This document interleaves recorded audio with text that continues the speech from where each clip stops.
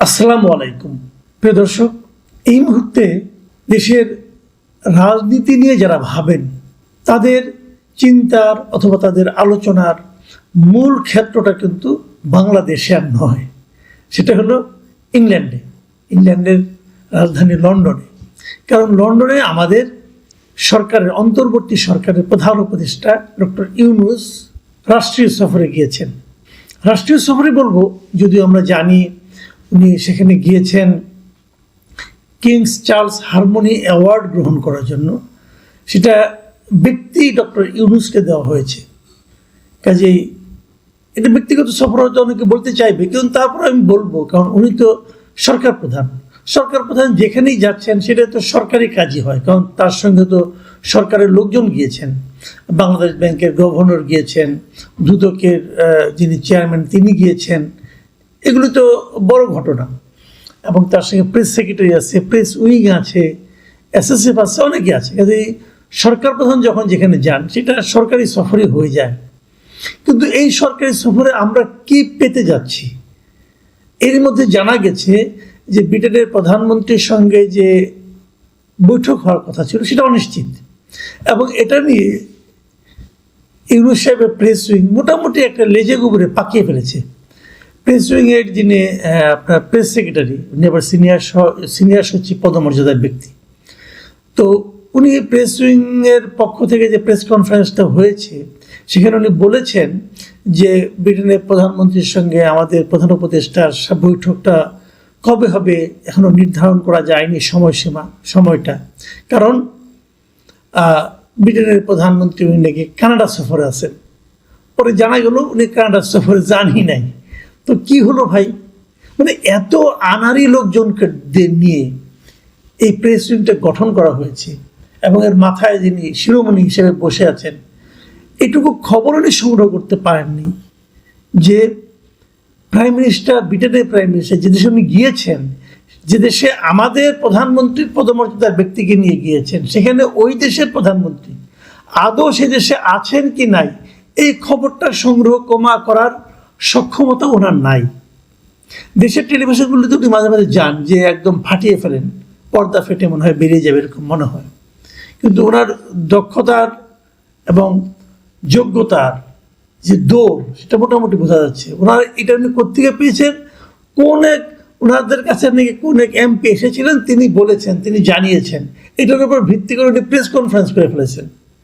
যাই হোক, এগুলি যত বলবো ততই নিজেদের গায়েই লাগে, কারণ ওনাকে বেতনটা তো আমরাই দিই, তাই না? আমরা ওনাকে প্রেস সেক্রেটারি বানিয়েছি, ওনার কর্মতৎপরতা দেখেছি, আমরা এর মধ্যে কিছু ভিডিও দেখলাম যে উনি নিজেই প্রধান উপদেষ্টা যাচ্ছেন, হাতে একটা ব্যাগ নিয়ে, ওনার হাতে একটা ব্যাগ, উনি মোবাইলে ছবি তুলছেন, ভিডিও করছেন, এইসব আর কি। যাই হোক, এগুলো নিয়ে নতুন করে বলার কিছু নেই। তো উনি যাচ্ছেন এখানে, এ পর্যন্ত কি কি হয়েছে সেগুলো আমরা বিভিন্ন সোশ্যাল মিডিয়ায় দেখেছি। কি কি হয়েছে আমরা দেখেছি, উনি বের হওয়ার পর ওনারা এই গ্রুপ নিয়ে যখন বের হয়েছেন এয়ারপোর্টের সামনে, সেখানকার প্রবাসী যারা বাংলাদেশে আছে তাদের বিক্ষোভ, তাদের স্লোগান, তাদের প্ল্যাকার্ড নিয়ে থাকা। আবার দেখলাম একটা গাড়িতেও মানে এরকম মানে নিয়ন আলোতে লেখা হচ্ছে যে ডক্টর ইউনূস ডেমোক্রেসির কীভাবে 12টা বাজিয়েছেন। এগুলো হতে পারে এগুলো পার্টিজান, আমরা এগুলো আগেও দেখেছি, কিন্তু আগেও দেখেছি কীভাবে, যখন শেখ হাসিনা ক্ষমতায় ছিলেন, উনি যখন ইংল্যান্ডে অথবা আমেরিকায় যেতেন, এই দুটো দেশই বেশি হয়, যখন যেতেন তখন এয়ারপোর্টের সামনেই দেখতাম যে বিরোধী দলের লোকজন তারা এরকম নানা রকমভাবে স্লোগান, দুয়ো দেওয়া, হ্যাঁ, এগুলো তারা করতো। এবং আবার এটাও দেখেছি যে বিপরীত দিকে ওনার সমর্থক গোষ্ঠীরাও বেশ প্রবল প্রতাপে উপস্থিত থাকতো। মাঝে মাঝে এই দুই পক্ষের সমর্থকদের মধ্যে মারামারিও হতো। যাক, এভাবে দেশের ইজ্জত বেজ্জত অনেক কিছু হয়েছে। এবার যেটা হলো, এবার আমি আমার সঙ্গে বেশ কয়েকজন লোক ওখানে উপস্থিত ছিলেন, অথবা বাইরের থেকে দর্শক হিসেবে দেখতে এসেছেন, এমন একজন লোক আমাকে ফোন করে জানিয়েছেন যে এবার নাকি দৃশ্যটা অন্যরকম ছিল। অন্যরকম মানে যে ওনার বিপক্ষে যারা ছিল তাদের মধ্যে উনি বলছেন যে এখানে অনেক আমি বিএনপির লোকজনকে দেখেছি, সবাই তো মোটামুটি সবাইকে চেনে, তারাও নাকি তাকে এরকমভাবে মানে প্রত্যাখ্যান করার মতো কথাবার্তা বলেছে। আবার শফিক সাহেবকে দেখলাম যে অনেকে চিৎকার করে ডাকছে, একটা বিশেষণ যুক্ত করে, সেগুলো হয়েছে।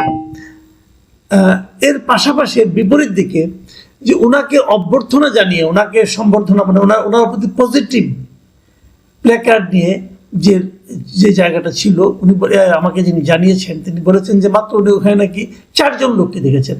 ওই 3 জনে মিলে একটা ব্যানার ধরে আছে আর একজন লোক সেটা ভিডিও করছে, এরকম একটা দৃশ্য উনি দেখেছেন।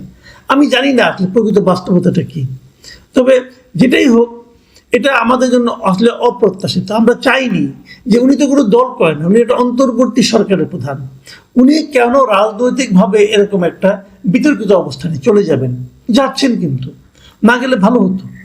যা হোক, আমরা বরং একটু তাকাই যে উনি কি কি করেছেন এবং কি কি বলেছেন। এর মধ্যে উনি ওখানে গেলেন কবে? উনি গেলেন হলো মঙ্গলবার দিন, আমাদের সময় মঙ্গলবার দিন দুপুর 12টার দিকে, আমাদের সময় বাংলাদেশ সময় ওখানে যে পৌঁছে, মানে ওদের সময় ভোর, তখন ওখানে যে পৌঁছেছেন। পৌঁছার পর হোটেলে উঠেছেন। হোটেলে ওঠার পর এ পর্যন্ত দেখা সাক্ষাৎকার কার সঙ্গে হয়েছে? ওনার সঙ্গে দেখা করেছেন ফরাসি প্রতিষ্ঠান যে এয়ারবাসের এক্সিকিউটিভ ভাইস প্রেসিডেন্ট। কেন আমরা কি এয়ারবাস কিনতেছি? এয়ারবাস কেনার একটা ব্যাপার কিন্তু আমরা দেখেছি যে ফরাসি প্রেসিডেন্ট যিনি আছেন, মানে ওদের রাষ্ট্রীয় প্রেসিডেন্ট যিনি আছেন, তিনি বাংলাদেশ সফরে এসেছিলেন। হাসিনার সঙ্গে কি মিটিং টিটিং হয়েছিল, তখন এয়ারবাস কেনার একটা প্রকল্প হাতে নেওয়া হয়েছিল, সেটা পরে আর বাস্তবায়িত হয়নি। যাই হোক, ওনার সঙ্গে দেখা হয়েছে। আর দেখা হয়েছে যে অল পার্টি পার্লামেন্টারি গ্রুপের একটা যুক্তরাজ্যের একদল সংসদ সদস্য তার সঙ্গে সাক্ষাৎ করেছেন। বেসিক্যালি এখানে বাঙালি যারা নির্বাচিত হয়েছেন এরাও অনেকে ছিলেন এখানে, কিন্তু টিউলিপ সিদ্দিক ছিলেন না। এটা খুব ইন্টারেস্টিং। ছাড়া অন্য অনেকে ছিলেন। তার সঙ্গে ওনার দেখা হয়েছে, ওই দিনই দেখা হয়েছে, প্রথম দিনই মঙ্গলবার দিনে, যে কমনওয়েলথের মহাসচিব শার্লি আয়রকর বোচওয়ে, ওনার সঙ্গে ওনার দেখা সাক্ষাৎ হয়েছে। সেগুলো নিয়ে অনেক মানে প্রেস উইং আমাদের কাছে বিবৃতি পাঠিয়েছে, এবং ওখান থেকেই নিচ্ছি তথ্যগুলো।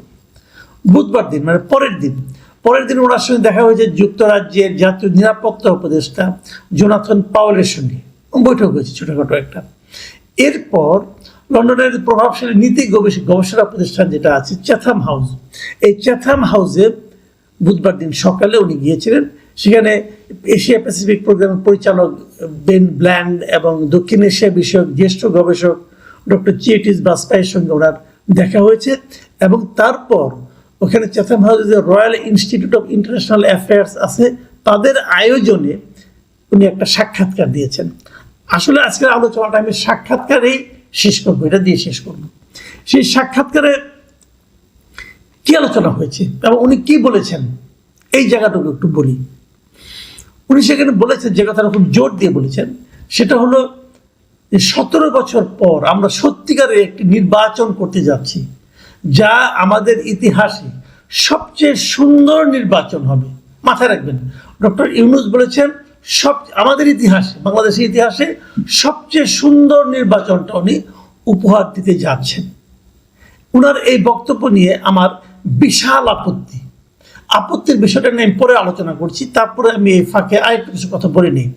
উনি এখানে আরেকটা জিনিস জানিয়েছেন যে নির্বাচনের পর নির্বাচিত সরকারের কোনো দায়িত্বে আমার থাকার কোনো ইচ্ছে নেই। উনি বলেছেন যে ইলেকশন হলে নতুন যে সরকার আসবে তাদের কোনো দায়িত্বে উনি থাকার ইচ্ছা ওনার নেই। এই কথাটা আমি মোটামুটি অবিশ্বাস করি। কেন অবিশ্বাস করি সেটাও বলছি। উনি এর আগেও বলেছিলেন কোনো রাজনৈতিক দলকে নিষিদ্ধ করার ওনার সরকারের কোনো ইচ্ছা নেই। সেই যে ইচ্ছা নেই, সেই ইচ্ছা নেই চেহারাটা আমরা এর মধ্যে দেখেছি। কাজে উনি যখন বলেন যে ইচ্ছা নেই, তখন বোঝা যায় যে একটা ইচ্ছা আসলে আছে, না হলে এরকম হতো না। যাই হোক, এটা আমার ধারণা উনি থেকে যাওয়ার চেষ্টা করবেন। কীভাবে পারবেন আমি জানি না। এবং কেউ আমাকে কথাও বলেছেন, তারেক রহমানের সঙ্গে যে মিটিংটা হচ্ছে 13 তারিখে শুক্রবার দিন যেটা হওয়ার কথা, সেই মিটিংটা বেসিক্যালি এই আলোকেই হচ্ছে যে কোনোভাবে অ্যাকোমোডেট করা যায় কিনা, দেখা যাক কি হয়। এবং উনি আরেকটা কথা বলেছেন যে নতুন বাংলাদেশ তৈরির জন্য একটা সংস্কার কমিশন গঠন করা হয়েছে। প্রত্যেকটা প্রতিষ্ঠানের জন্য উনি কমিশন গঠন করেছেন, তাদের সুপারিশের দিকে উনি তাকিয়েছেন। এটা হচ্ছে একটা আমার বিবেচনা একটা বিশাল অশ্বডিম্ব। এই কারণে উনি যে সংস্কার কমিশনগুলি গঠন করেছেন, এই একটা কমিশনও কোনো কাজের কমিশন হয়নি আমার বিবেচনায়। আমি মনে করি সবগুলি আপ টু দ্য মার্ক হয়নি। এই কমিশনগুলো খুবই বিদেশি লোকজনকে, ভাড়াটে লোকজনকে এনে, কিছু ভাড়াটে বুদ্ধিজীবীদের এনে ওনারা সংস্কার করছেন আমাদের দেশের সংস্কার। যে লোকগুলি সংস্কারের মূল নায়ক ওরা তো এই দেশে থাকেই না, ওরা বিদেশের নাগরিক, ওরা আমাদের কি সংস্কার করে দেবে? আর যদি তারা করে সেটা আমরা মানবো কেন? আমাদের কি লোকজন নেই? আমরা কি এতই মূর্খ হয়ে গেছি যে আমেরিকার নাগরিক এসে আমাদের সংস্কার করে দেবে? এটা আমরা মানবো না তো।